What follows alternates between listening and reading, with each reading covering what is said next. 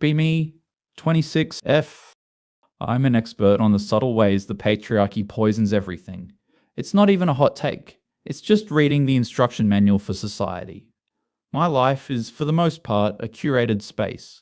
A sanctuary from cis-het male nonsense. My friend group is all queer women and non-binary folks. My academic work is my life's work. And my relationship is a testament to what love can be without patriarchal power dynamics. My girlfriend, Maya, 25F, works in graphic design. We've been together for 3 years. She's my everything. When we met, she was just coming out of a string of shitty relationships with guys. Classic story. Men who didn't listen. Men who took up too much space. Men who were emotionally stunted toddlers. She's bi, which I was initially a bit wary of, not gonna lie, felt like a potential backdoor to patriarchal conditioning, but I saw the good in her. The light that was being dimmed by performing for men. I like to think I helped her unlearn a lot of that. I showed her what a relationship of equals looks like, where communication isn't a battle and support is a given. Our first year was basically me deprogramming her. We'd watch a movie, and I'd pause it to point out the male gaze, or a Bechdel test fail. She'd listen with wide eyes, totally getting it. Wow, I never saw it that way before. Feltgoodwoman.jpg. I was literally liberating her mind. She'd talk about an ex, and I'd reframe her experience for her through a feminist lens. It wasn't just he was a bad boyfriend. It was you were experiencing the casual misogyny inherent in heteronormative dating rituals. See the difference? It empowers you. It takes it from a personal failing to a systemic issue. Maya really blossomed. She cut her hair, started dressing more for herself, with some gentle guidance from me, of course, away from things that catered to the male gaze. She even started calling out her dad on his casual sexism at Thanksgiving. I was so proud. Our life was perfect. We had a cute 2-bedroom apartment filled with plants and books by Bell Hooks and Audre Lorde. We'd spend our weekends at farmers markets, going to local art shows, hosting wine nights with our friends where we'd just vent about the state of the world. It was a bubble. A perfect, intellectually stimulating, emotionally fulfilling bubble. Maya seemed so happy. She'd look at me sometimes with this adoring gaze. "You're so smart," she'd say. And I'd be like, "I'm just speaking the truth, babe." I was the anchor, the theorist. She was the artist, the heart. A perfect symbiosis. Her bisexuality became a non-issue, a historical footnote. She hadn't even looked at a man in 3 years. We'd sometimes joke about it. "Remember when you thought guys with guitars were hot?" I'd tease, and she'd laugh and hide her face. Oh God, don't remind me. I was a child. We were above all that now. We were in an evolved relationship. The first crack was so small I almost missed it. It started about 6 months ago. Maya got a message on Instagram from an old college friend, a guy named Kevin. She showed me the message. "Hey Maya, long time no see. Saw your design work on NovaPixel's page, it looks amazing. Hope you're doing well." I immediately went on alert. My internal patriarchy detector started humming. "Who's this?" I asked, keeping my voice neutral. "Oh, just Kevin. He was in my senior studio class. Super nice guy. We were pretty good friends." I took her phone and scrolled through his profile. Oh dear God. Profile picture was him, grinning, holding a fish. A f***ing fish. Bio, engineer, hiker, dog dad. Posts were pictures of mountains. Him with a group of other generic-looking dudes at a brewery. A video of him playing some video game. The sheer, unadulterated, unapologetic masculinity. It was like a caricature. "He seems intensely basic," I said, handing the phone back. "He's just a normal dude," she said, shrugging. "He's nice." "There's no such thing as just a normal dude," I lectured gently. "That's a construct. Every man benefits from and participates in patriarchal structures, whether he's conscious of it or not. Niceness is often a tool to obscure that." Maya just kind of nodded, but not with the usual enthusiasm. She was already typing a reply. "So good to hear from you. Yeah, that project was fun. Hope you are doing great." I felt a little spike of annoyance. She didn't have to encourage him. They started messaging occasionally, just friendly stuff. She'd show me sometimes. Memes, links to articles, nostalgia about college. I tolerated it, but I'd make little comments. "Ugh, another Marvel movie? Does he have any personality of his own?" Careful, Maya. Spending too much time talking to someone like that can be de-radicalizing. She'd just laugh it off. "It's just texts. We live in different cities." I tried to relax, but it was like finding a roach in my clean kitchen. This little piece of the outside world, this male element, was infesting my curated sanctuary, and I couldn't just spray it and watch it die. Then, 2 months ago, she tells me Kevin is moving back to our city for a job. "Oh, that's a thing," I said. "Yeah, he asked if I wanted to get coffee and catch up when he gets settled." My face must have said it all. What? She asked, a little defensive. He's my friend. A friend who conveniently re-entered your life and is now moving here? It's a classic script, Maya. Men don't just reconnect for friendship. There's always an angle. He's trying to resubjugate you. Resubjugate me? Are you for real? He's a friend from college I haven't seen in 5 years. You're being paranoid. Paranoid? Me? I who have read the texts, who have done the work, who understands the very fabric of gendered power dynamics? I was being realistic. She was being naive. I just don't want to see you get hurt, or worse, manipulated. By Kevin? He's the least manipulative person I know. He's just solid, you know? I did not know solid sounded like a euphemism for boring and patriarchal. We argued. It was our first real argument in over a year. It wasn't a productive academic debate like we usually had. It was a fight. She accused me of being controlling. I accused her of having internalized misogyny and being blind to her own potential oppression. We went to bed angry. It felt awful. The sanctuary was breached. She met him for coffee, came back looking lighter, happier than I'd seen her in a while. It pissed me off. So, how was it? Did he explain how he plans to dismantle the patriarchy he so clearly benefits from? I asked, voice dripping with sarcasm. It was nice, she said, ignoring my question. We just talked. It was easy. Easy. What a loaded word. Our relationship wasn't easy. It was intentional. It was work. Easy is what you call something you don't have to think about, something that just falls into existing problematic patterns. They started hanging out more once a week than twice. They'd go to a rock climbing gym, or he'd help her with something in her car she was complaining about. I hated it. Every time she came back from seeing him, she'd be full of stories. Kevin and I were talking about that new FromSoft game. He said I should try it. Oh, so you're into hyper-violent, male-coded power fantasies now? I'd say. It's just a game. It looks cool. She actually installed it on her laptop. I walked in on her playing it one night, completely absorbed. She was so focused, biting her lip in concentration. She looked up and saw me standing there, arms crossed. What? Nothing. Just observing the colonization of your leisure time by masculine archetypes. She took off her headset and sighed. A big, weary sigh. Can you please just stop? For 1 second. Can you just be normal? Normal, that word again. Normal is the problem, Maya. Normal is the default setting of oppression. You knew this. Maybe I'm tired of everything being a political statement, she said, her voice quiet. Maybe I just want to play a video game because my friend recommended it and it's fun. He's not your friend, I snapped. He's an agenda. I started becoming an ideological detective. I had to prove to her that this guy was bad news. I started snooping. Yeah, I know. Violation of trust. But I was doing it for her, to protect her. It was a necessary evil. I waited till she was in the shower and checked her phone. Went straight to her texts with Kevin. I was expecting, I don't know, pics, needy messages, love bombing, something I could point to and say, aha, see? But it was just nothing. It was banal, offensively banal. Him. Hey, you free to climb Thursday? Her. Yep, 7 p.m. Him. Perfect. Oh, by the way, found that book on Swiss design you were looking for at a used bookstore. Picked it up for you. Her. You're the best. I owe you. Him. Nah, it's cool. See you Thurs. That was it. No manipulation, no subtle nothing from my textbooks. He remembered a book she mentioned offhand and got it for her. It was thoughtful. And that made me even more furious. This was a more insidious kind of tactic. The nice guy. Camouflage. He was lulling her into a false sense of security before the patriarchal trap sprung shut. I had to escalate. That weekend, I planned a corrective experience. I invited our friend Mia over. She's even more radical than I am. My plan was to have a conversation where Mia and I could tag team, gently guide Maya back to the light. We're all sitting in the living room. I bring up the topic of allyship. I've just been thinking a lot about the performance of male allyship, I began, looking meaningfully at Maya. How men co-opt our language to seem woke but don't do any of the actual work. Mia, right on cue. Totally. It's like, you can't just be a feminist guy. You have to actively cede your power. Most of them just use it as a way to get with women. I look at Maya.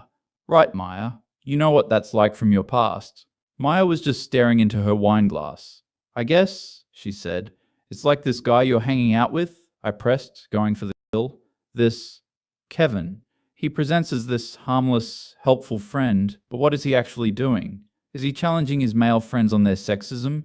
Is he donating to feminist causes? Or is he just, climbing rocks and playing video games? It's a passive upholding of the status quo. Maya put her glass down, calmly. His sister runs a women's shelter, she said. He volunteers there every other weekend. He helps them fix their computers and does handyman stuff they can't afford to contract out. Silence. Mia and I just stare at her. My brain is short-circuiting. This does not compute with my data. What? I stammered. He doesn't talk about it. I only found out because I asked him why he was busy last weekend. He thinks talking about it is performative.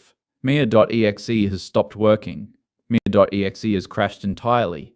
He neutralized my main argument without even being in the room. I felt a hot, prickling wave of humiliation. Maya just picked her glass back up and took a sip. Looking at me over the rim for the first time, her eyes weren't adoring, they were pitying. The rest of the night was awkward as hell. Mia left early. After she left, Maya turned to me. You need to stop, she said. This obsession is ugly, and you're embarrassing yourself. Embarrassing myself? I felt a surge of pure, indignant rage. I am trying to protect you. Can't you see that? He's playing some kind of 4D chess to get you, and you're falling for it. This is what they do. They find a weakness and they exploit it. What's my weakness? She asked, her voice dangerously calm. Your history, your conditioning, your bisexuality. It just came out. The thing I'd been thinking but never said aloud. The mask slipped.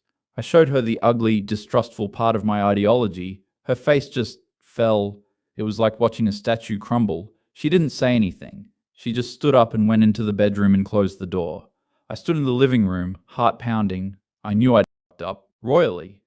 We didn't speak for 2 days. We moved around the apartment like ghosts. The silence was worse than any screaming match. I tried to apologize, sort of. Look, I shouldn't have said that, I said through the bedroom door. I was just scared. I love you and I see this influence and it's making me crazy. It's not an influence, her voice came back, muffled. It's a choice, my choice. I didn't understand what choice. Hanging out with him?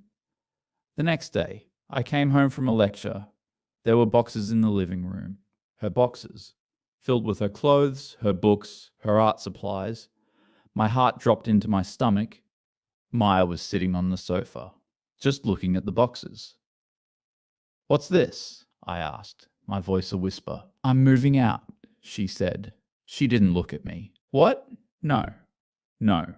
We can fix this. I'll stop, I promise. No more talk about Kevin. We can go back to how it was. We can't, she said, finally looking up at me. Her eyes were red. Because it was never real. What are you talking about? We were perfect. No, she said, shaking her head. You were perfect. And I was your perfect student, your perfect project. You didn't love Maya. You loved the idea of saving Maya, of molding her into this perfect feminist partner. My whole body went cold. That's not true, isn't it? When was the last time you asked me what I wanted, without already having the correct answer ready? When was the last time you just let me enjoy something without deconstructing it? I can't live in a textbook anymore. I can't walk on eggshells worried that my favorite song is problematic or my laugh is too shrill. I felt dizzy. The floor was tilting. So what, you're just giving up? On us? On everything we built? We didn't build it together, she said, her voice finally breaking. You built it, and I just lived in it. And it's suffocating. Then she delivered the final blow. I'm staying with Kevin for a bit, until I find my own place. I think I blacked out for a second. The roaring in my ears was so loud. You're leaving me. For him? I choked out. The words felt like poison in my mouth. For a man? I'm not leaving you for him, she said, standing up. I'm leaving you for me. It just so happens that he sees me. The actual me, not the person he wants me to be. And then she twisted the knife. And yes, I'm with him now. Properly. We're together. The meltdown started. It wasn't a cool academic deconstruction of my feelings. It was a primal animal scream of fury and betrayal. After everything I did for you? I shrieked, the sound tearing out of my throat. I saved you. I saved you from them, from that whole pathetic, soul-crushing world of performing for mediocre men, and you're just running right back to it? Are you insane? I started pacing, grabbing my hair. You are a traitor. To me, to our community, to all women. You have so much internalized misogyny you'd rather be some guy's fuck toy than an equal partner in a revolutionary relationship. You're pathetic. She just stood there, watching me, her face a mask of sadness and resolve. I wasn't getting through. She was already gone. I started throwing things, not at her, just around. I grabbed a stack of my books from the coffee table, Butler, Solnit, Dworkin, and hurled them at the wall. This is what you're throwing away. Actual knowledge, actual liberation. For what? A guy who owns a fishing rod and plays fucking Call of Duty? Pages fluttered to the ground like dead birds. It's not about the books, she said softly. It's about you using them as a weapon. Her friend came to the door then. Kevin, he just stood in the doorway, looking awkward and sad. He didn't look like a monster. He looked like a normal guy who'd come to help his girlfriend move. He didn't say a word to me, just looked at Maya. Ready? He asked. She nodded, tears finally streaming down her face. She grabbed her purse and walked towards the door, not looking back at me. Kevin picked up 2 of her boxes. He grunted a little with the weight. He glanced at me one time as he followed her out. There was no triumph in his eyes, just pity. Again. That fucking pity. And then they were gone. The door clicked shut. I was alone. Alone in my perfect, curated sanctuary, surrounded by the wreckage of my enlightened worldview. I just slid down the wall and sat on the floor, sobbing.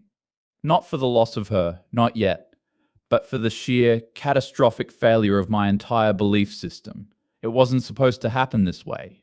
The woman always chooses liberation. She always chooses the sisterhood. She doesn't choose the man. She never chooses the man. The weeks after were a blur. I did what any self-respecting, recently dumped leftist does. I went online. I posted long, vague, furious threads on Twitter. A reminder that bisexuality can often be a Trojan horse for compulsory heterosexuality. It's a tragedy to watch someone you love de-radicalize and run back to the comfort of their own oppression. 2,000 likes, 400 retweets. My DMs and comments were flooded with support. Yes, Queen, you're better off without her. She was never a true sister. This is why I'll never date a bi woman. Too much risk. The patriarchy is insidious. Stay strong, comrade. It was like a drug. Every notification was a hit of validation. See? I wasn't crazy. I was right. My friends, my real friends, they understood. I was the victim here, a political martyr. I leaned into it, hard. I wrote an essay for a small online journal about our relationship, anonymized of course, as a case study in feminist backsliding. It was critically acclaimed in my little corner of the internet. I was the wronged party, the intellectual whose heart was broken by a less evolved soul. But at night, when the phone was off, the apartment was silent, painfully silent. All the plants were still there. Her favorite mug was still in the cupboard. I'd walk past her empty side of the bed and feel a hollowness that no amount of Twitter likes could fill. The validation was a thin, brittle blanket, and the cold of reality kept seeping through. About a month after she left, morbid curiosity finally won. It was 2 a.m. I was doom scrolling, feeling that familiar mix of righteous anger and deep, gnawing loneliness. I searched her name on Instagram. Her profile was private, of course, but Kevin's wasn't. My finger hovered over his profile picture, the grinning man with the fish. I clicked. I told myself I was gathering intelligence. I was observing the enemy in his natural habitat. I scrolled. Mountains, dog, brewery, the same old shit. And then I saw her.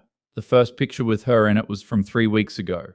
It was a selfie of the 2 of them. They were on a hiking trail, squinting in the sun. He was smiling his goofy smile, and she was laughing. Not a polite, posed smile like in our pictures. A real, deep, uninhibited laugh. The kind where your eyes crinkle up and you throw your head back. I hadn't seen her laugh like that in a long time. Maybe a year. My stomach twisted. I kept scrolling. A picture of her, sitting on the floor, controller in hand, focused on a TV screen. His dog's head was in her lap. She was wearing an old, ratty college sweatshirt. The caption was just, "She beat the boss." I'm so proud. A picture of a table with 2 plates of slightly burnt-looking homemade pizza. Her first attempt. A for effort. It was also normal. So painfully, devastatingly normal. There was no grand patriarchal drama, no oppression, no subjugation. It was just life. 2 people. Living a quiet, simple, shared life. They weren't deconstructing their pizza for problematic toppings. They weren't analyzing the gender politics of the video game. They were just living. And she looked happy. Genuinely, truly, peacefully happy.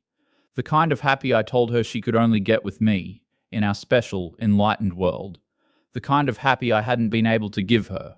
I thought I was the one who saved her, and now I am alone, in a silent apartment, at 3 in the morning, scrolling through pictures of the love of my life being happy with someone else, realizing that the entire foundation of my world was a self-serving lie. It wasn't about feminism versus patriarchy. It was about a controlling, arrogant asshole versus a kind, normal person. My face when I wasn't the liberator. My face when I was the cage.